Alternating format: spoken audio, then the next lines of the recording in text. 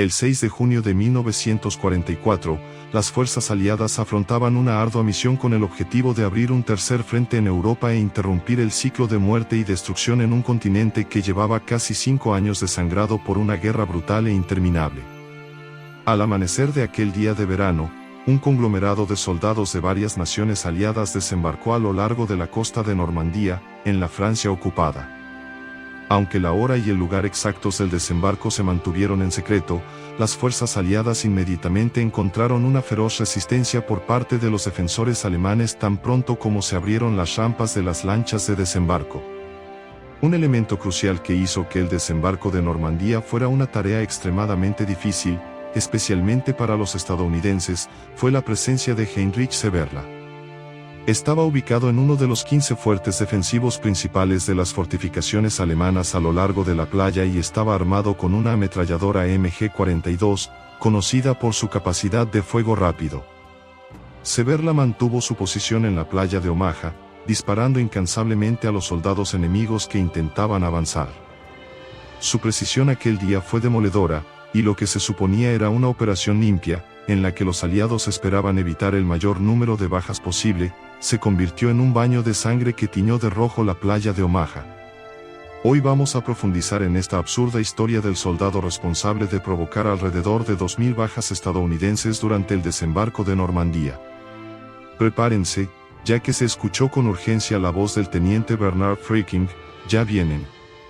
Esa voz despertó a Seberla en una pequeña granja francesa a unos kilómetros de la costa tierra adentro. Durante semanas, todos en la 353ª División de Infantería habían estado anticipando este momento y sabían exactamente cómo responder. El mariscal de campo Romeo siempre enfatizó que la invasión debe ser repelida en un plazo de 24 horas para evitar que se pierda la guerra en este punto crítico. Sin embargo, Romeo en ese momento se encontraba al otro lado de Normandía, celebrando el cumpleaños de su esposa y disfrutando de un sueño reparador. Seberla, conocida por su comportamiento tranquilo, práctico y digno de confianza, estaba decidida a cumplir con su deber. Reclutado en 1942, había sufrido congelación en el frente oriental y padecía una amigdalitis grave que le obligó a ser trasladado a un hospital de Varsovia. Después de su recuperación, recibió más entrenamiento y se reincorporó a su unidad, que ahora era la 352ª División, en diciembre de 1943. A pesar de sus reveses, los oficiales de Seberla respetaron su iniciativa y su capacidad para realizar el trabajo. Seberla fue asignada a la primera batería de artillería como ordenanza del teniente Bernard Fricking, un ex profesor de 32 años. Rápidamente, Seberla formó un fuerte vínculo con Fricking, a quien encontraba extremadamente digno de confianza. Su lealtad mutua creó un vínculo que los ayudó a enfrentar los desafíos de sus funciones militares. Los dos se alojaban juntos en una mansión francesa propiedad de la familia Legrand en Ailleville. Durante su estancia allí, Seberla comenzó a aprender francés, en gran parte gracias a Fricking, que dominaba el idioma.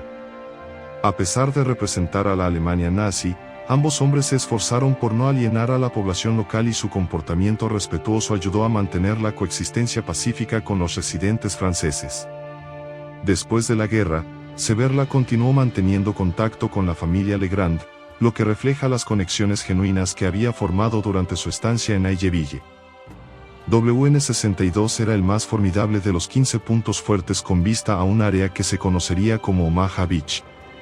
Estas defensas se extendían desde WN-60, que estaba cerca de los acantilados en el extremo este, hasta WN-74, ubicado a 7 kilómetros al oeste.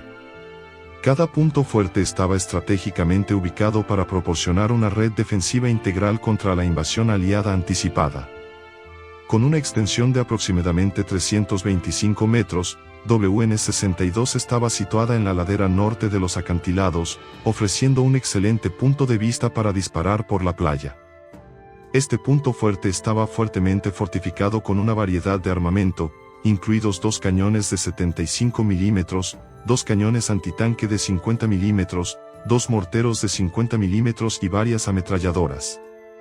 Entre ellos se encontraba una MG-34 montada para uso antiaéreo y 2 ametralladoras polacas refrigeradas por agua, todas diseñadas para maximizar las capacidades defensivas contra las fuerzas que se acercaban.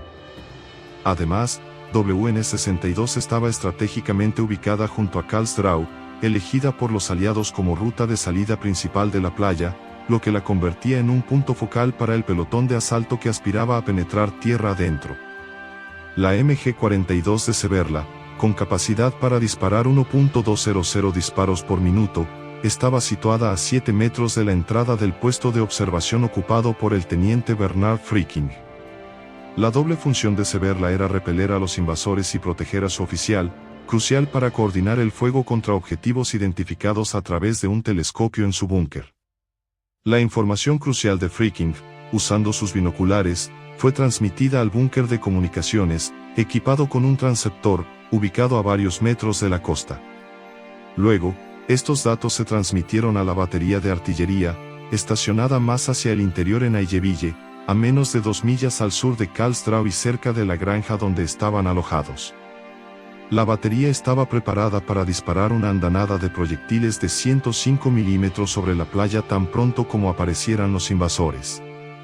Las coordenadas del bombardeo se habían practicado utilizando falsos proyectiles para no dañar los obstáculos cuidadosamente colocados en la playa y diseñados para destruir cualquier lancha de desembarco que llegara a la orilla. Romeo había planeado todo meticulosamente para cubrir todos los ángulos, confiando en Fricking, Severla y los otros 12 hombres de la división número 352 para defender su tramo de costa de los aliados.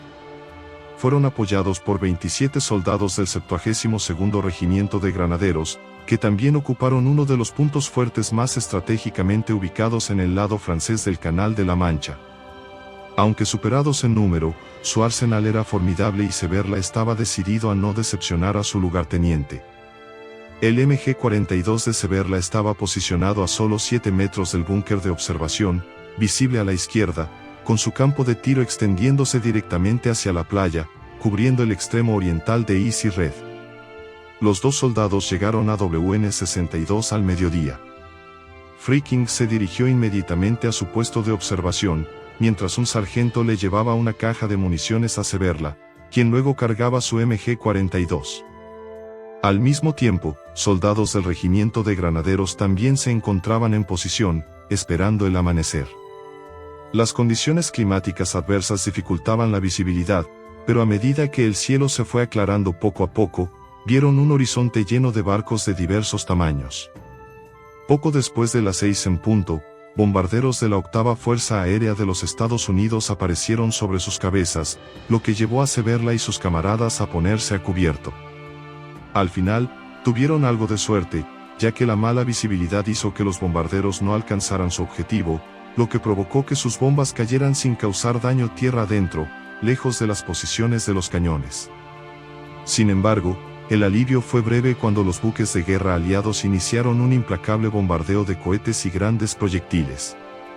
El impresionante tamaño de la armada y la intensidad del bombardeo le dejaron claro a Severla que ese día lucharía por su vida, lo que significaba que tendría que eliminar a tantos enemigos como fuera posible para sobrevivir. Alrededor de las 6:30 am, la primera lancha de desembarco estuvo a su alcance y sus rampas bajaron para liberar oleadas de soldados de la Primera División de Infantería de los Estados Unidos, conocida como The Big Red One. Sin embargo, estos no eran los Tamis británicos que defendían. Había esperado, sino más bien los soldados estadounidenses que corrían hacia la costa bajo la falsa creencia de que el bombardeo aéreo anterior había neutralizado la mayoría de las defensas alemanas. Los planes de invasión habían categorizado meticulosamente las playas del día D para garantizar un desembarco organizado y un avance rápido hacia el interior. El sector directamente delante y a la izquierda de WN-62 recibió el nombre en código Easy Red, un punto de entrada crucial para las fuerzas aliadas. Fuera de la línea principal de fuego de Severla, a la derecha, estaba el sector Fox Green, mientras desembarcaban los soldados estadounidenses. Se enfrentaron a una realidad brutal. Las defensas estaban lejos de ser eliminadas.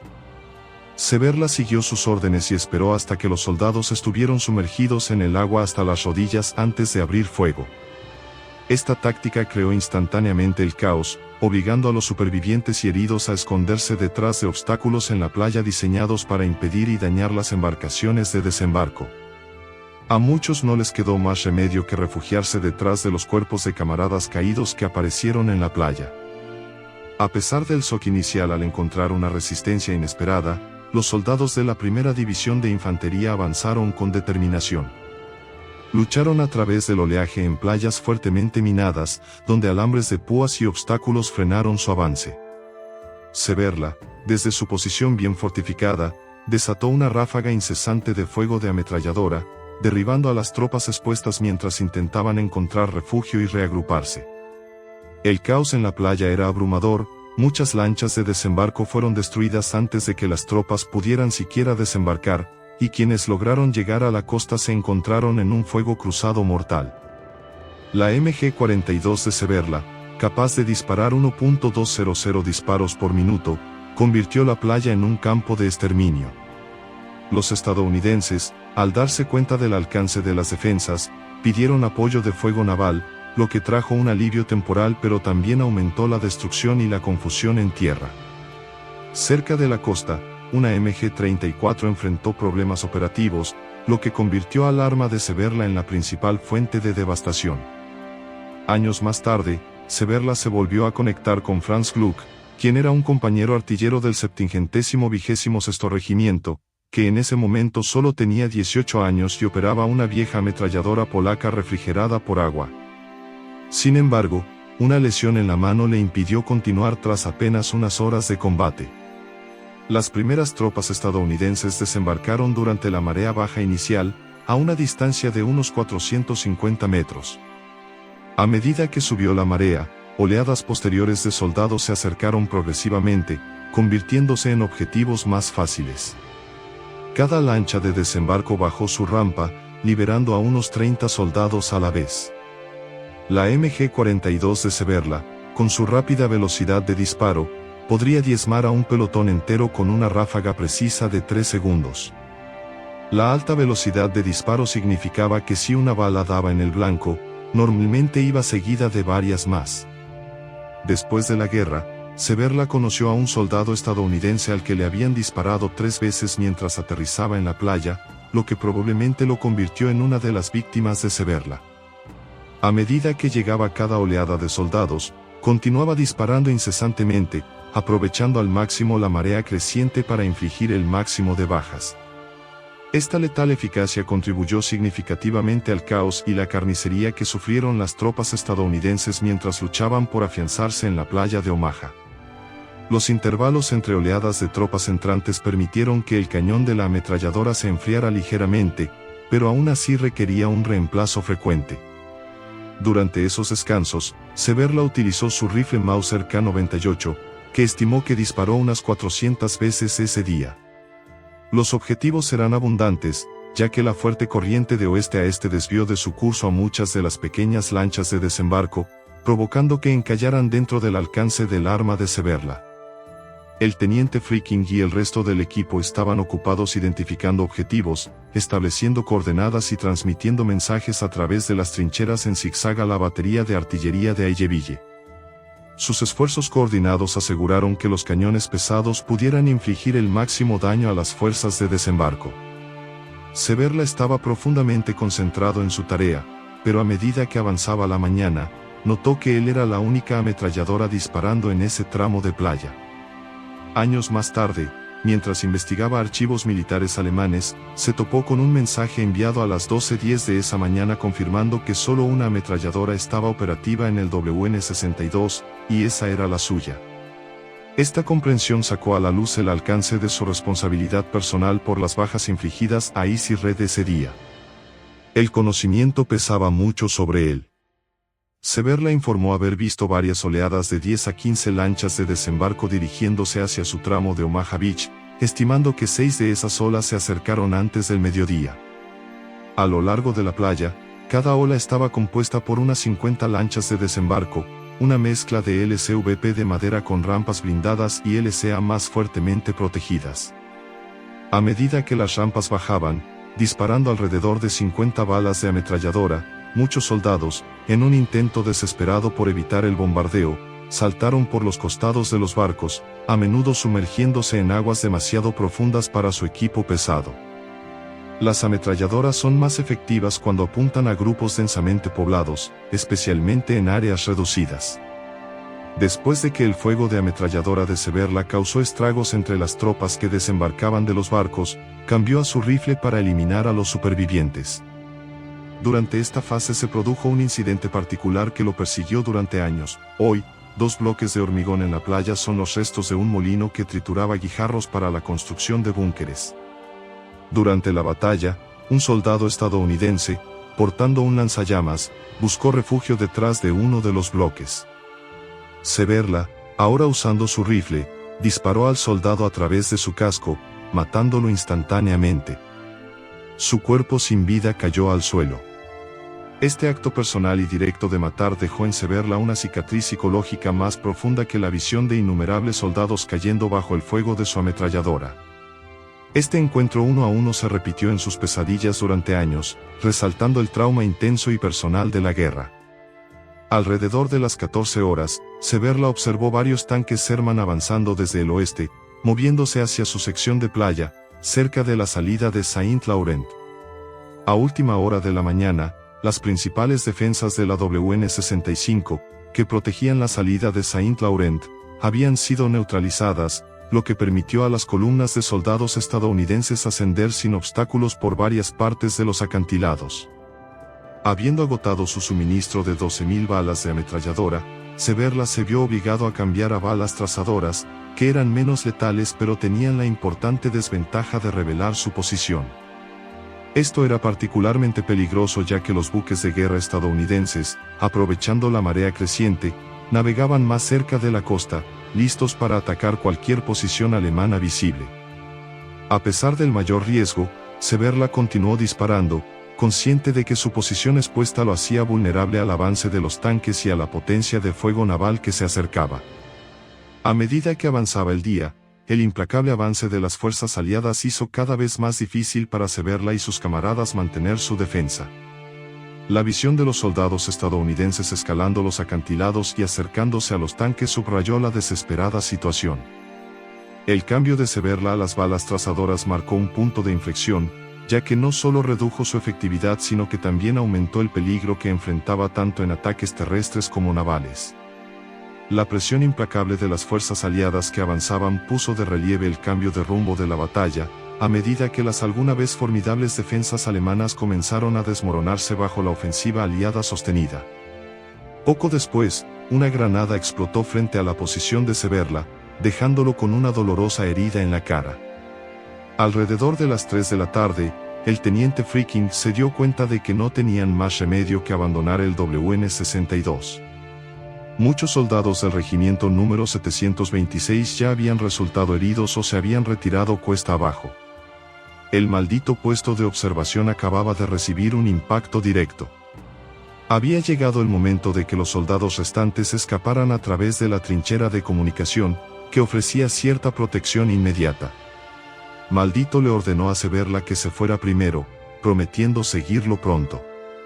Severla recordó ese momento como particularmente conmovedor, cuando Freaking, rompiendo el protocolo militar, se dirigió a él usando la forma familiar del alemán, indicando un vínculo personal. Severla descendió rápidamente de la trinchera, llevando una ametralladora caliente y un cinturón de municiones, con el corazón acelerado debido a la urgencia de la situación.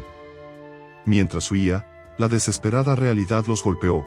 La trinchera de comunicaciones, si bien ofrecía cierta cobertura, no era garantía de seguridad. La retirada fue caótica, con explosiones y disparos por todas partes. Cada paso que daba estaba plagado de peligros, ya que las fuerzas aliadas se acercaban y las defensas alemanas colapsaban. Su mente se inundó con pensamientos de supervivencia, el vínculo con sus camaradas y también el intenso miedo de ser capturado o asesinado. El teniente Freaking, fiel a su palabra, siguió a Severla hasta la trinchera. El vínculo que compartían, forjado en el crisol de la batalla, proporcionó un rayo de esperanza en medio del caos. Su retirada marcó el fin de la resistencia en WN62, un punto fuerte que alguna vez había sido una barrera formidable pero que ahora estaba siendo superado. La huida de Seberla, cargado con el peso de su arma y los recuerdos frescos de los horrores del día, simbolizó la desesperada lucha humana por la supervivencia frente a dificultades abrumadoras. Seberla, cuya ametralladora estuvo disparando toda la mañana, tuvo mucha suerte de no haber revelado demasiada información sobre sí mismo.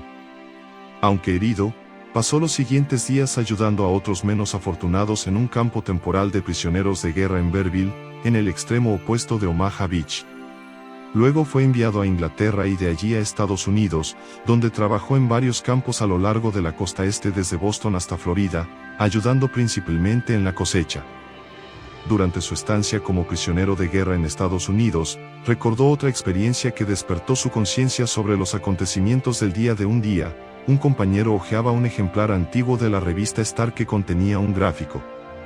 Descripción de los desembarcos en Normandía.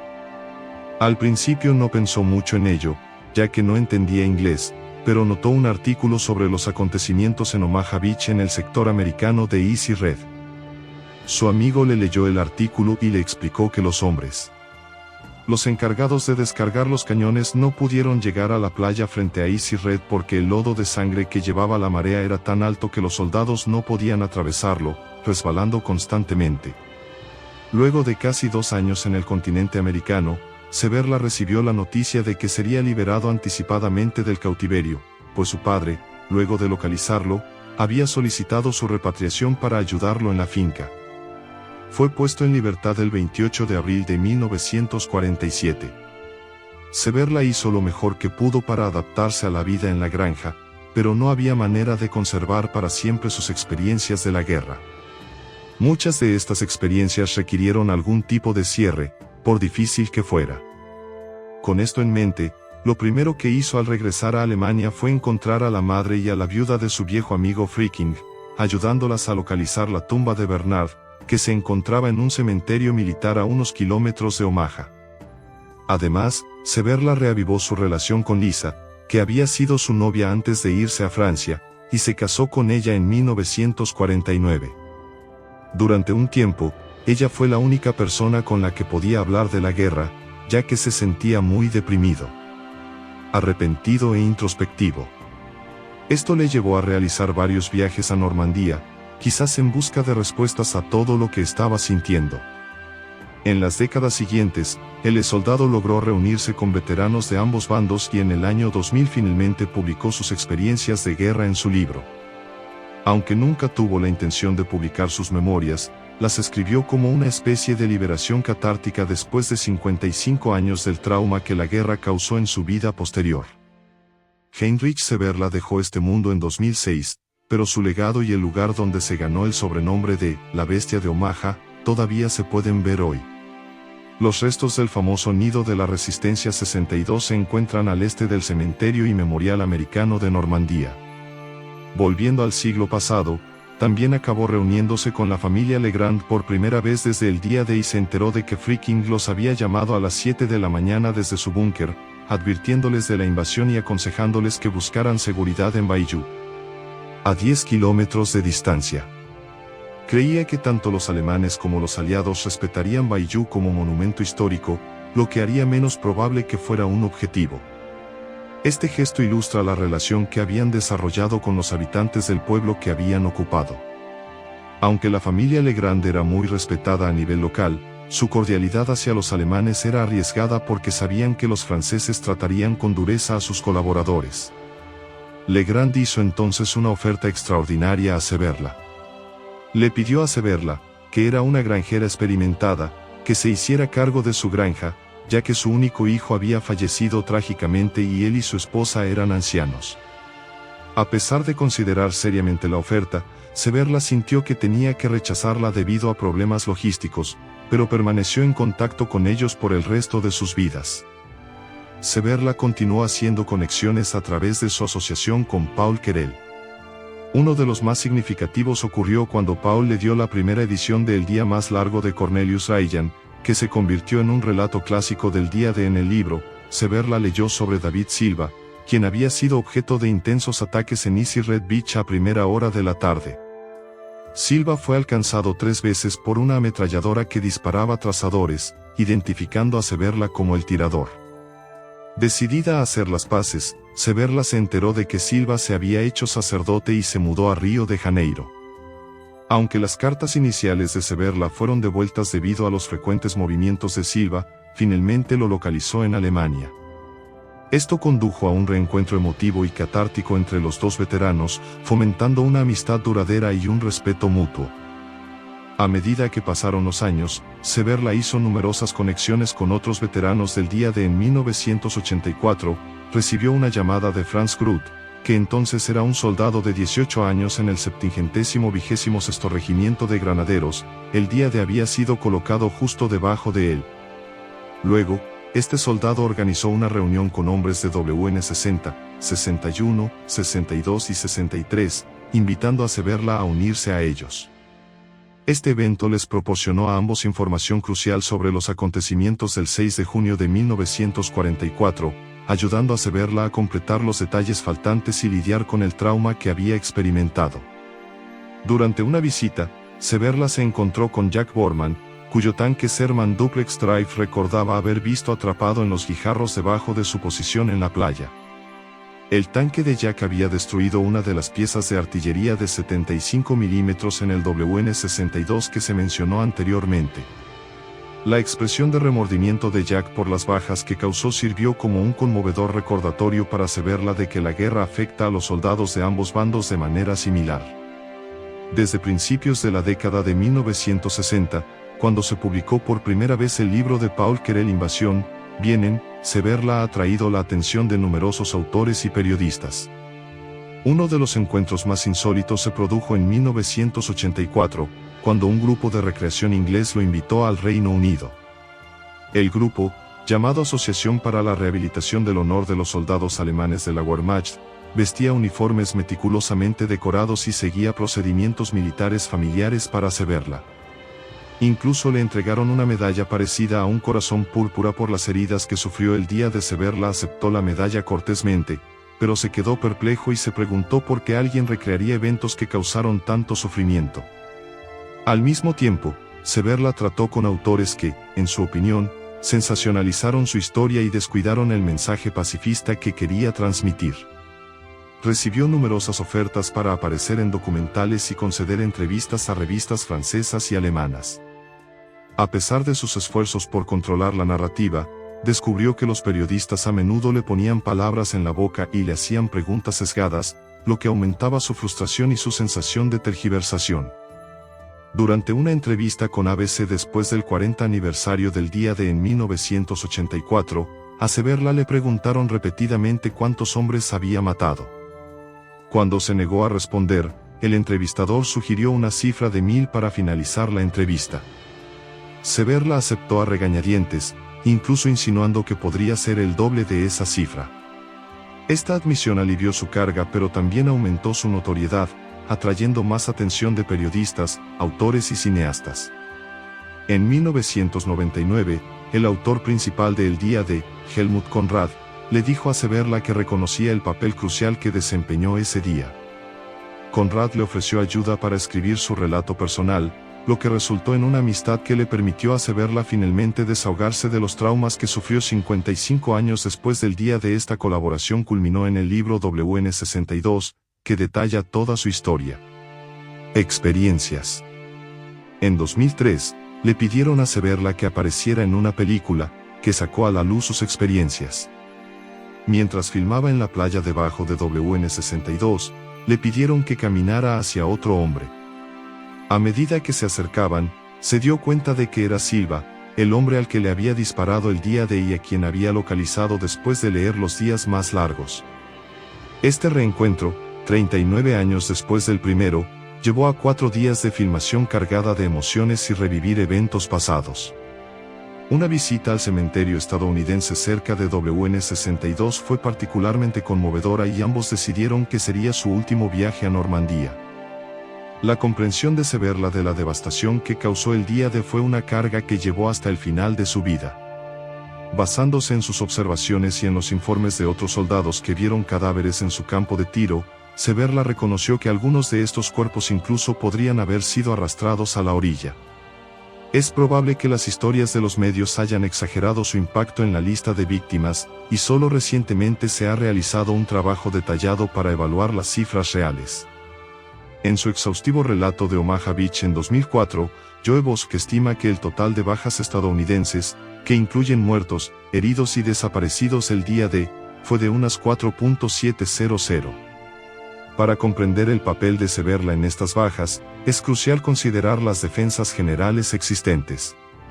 La playa estaba protegida por 15 puestos de combate, búnkeres y cañones de gran calibre situados más hacia el interior. Él mismo mencionó que a lo largo de la playa se encontraban posicionadas 85 ametralladoras, aunque no todas estaban operativas ese día. Además del armamento alemán, los factores naturales también contribuyeron a la pérdida de vidas. El Canal de la Mancha se cobró la vida de muchos miembros de la tripulación de los tanques Sherman Duplex Drive que no lograron lanzarse con éxito al mar, y de soldados de infantería que saltaron desde lanchas de desembarco a aguas profundas antes de las rampas. Fueron bajados para evitar el intenso fuego y también se ahogaron. Estos factores, combinados con las intensas defensas alemanas, crearon un entorno letal para las tropas de desembarco. La playa de Omaha se extiende por más de 4 millas, y la 29ª División de Infantería desembarcó en la mitad occidental, con el clima y las corrientes empujando a algunos de sus barcos de infantería hacia Easy Red. La 29ª División sufrió alrededor de 1.350 bajas, mientras que la Primera División, que desembarcó en la mitad oriental, sufrió solo 70 bajas menos. Unidades adicionales, en su mayoría extranjeras, desembarcaron a lo largo de toda la playa, completando la lista de víctimas.